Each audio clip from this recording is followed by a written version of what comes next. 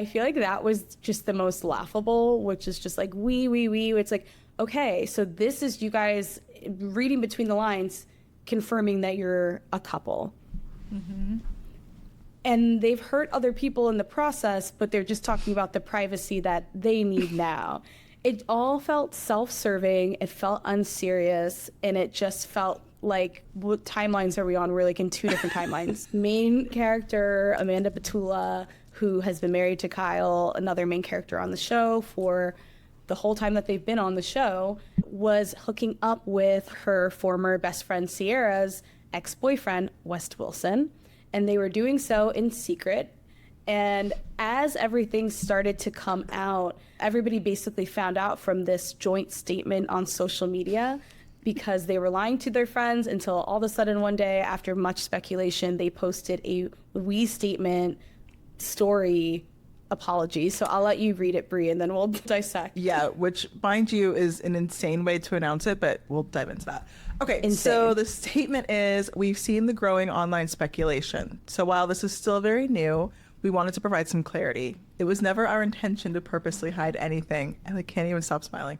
Given the complicated relationship dynamics involved and the scrutiny that comes with being on a reality show, we needed a little space to process things privately before speaking on it. We've shown up for each other as friends over the years through all the highs and lows, and what's developed recently was the last thing either of us expected. Our connection grew out of a long-standing, genuine friendship, which made it especially important for us to approach this with care. As our feelings evolved, we wanted to take time to understand exactly what we were feeling. We also recognize that this has had an impact beyond just us, and never wanted our actions to cause any hurt or be perceived as careless. We truly appreciate the understanding and respect as we navigate this. I must know what you think. I've been in so many group chats dissecting this. The main thing that stands out for me is just, I mean, I gotta say the first and foremost thing is not acknowledging Sierra and like just personally what they've done to their friend, who this all kind of is about. Obviously Kyle too, but you know, Sure. Sierra, our queen. Right. And for me, it's also just, there's a lot of things that are assumed in this, which is just the fact that, oh, okay, so it's confirming that you guys are a couple. It goes straight into these we statements. And I feel like that was just the most laughable, which is just like, we. It's like, okay, so this is you guys reading between the lines, confirming that you're a couple. And they've hurt other people in the process, but they're just talking about the privacy that they need now. It all felt self-serving, it felt unserious, and it just felt like, what timelines are we on? We're like in two different timelines.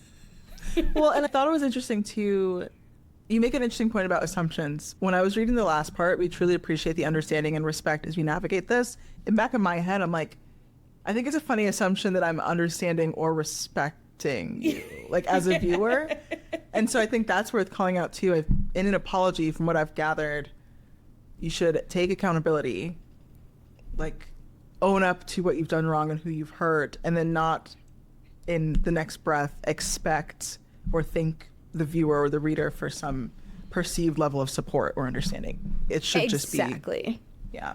Exactly. There's something there that they feel like they're owed, where in an apology, this is a public apology. Number one, another funny thing when you like learn more about the situation, they hadn't even apologized to the parties involved. Right. And so I think that's another thing. Like if you're a public figure and you directly affect certain communities or people, there needs to be also private conversations that happen. But it's like they were running to talk to their social media followers, and that's just like a funny world that we live in right now. Sometimes the statements can't be videos or can't be press conferences. That's the power of social media, right? That's why we have sometimes these Notes app apologies or these weird Instagram story messages with large text, because it has to happen quick. But I just encourage, like, you can take a little bit of time, maybe consult with some outside parties, and then put something a little bit thoughtful together.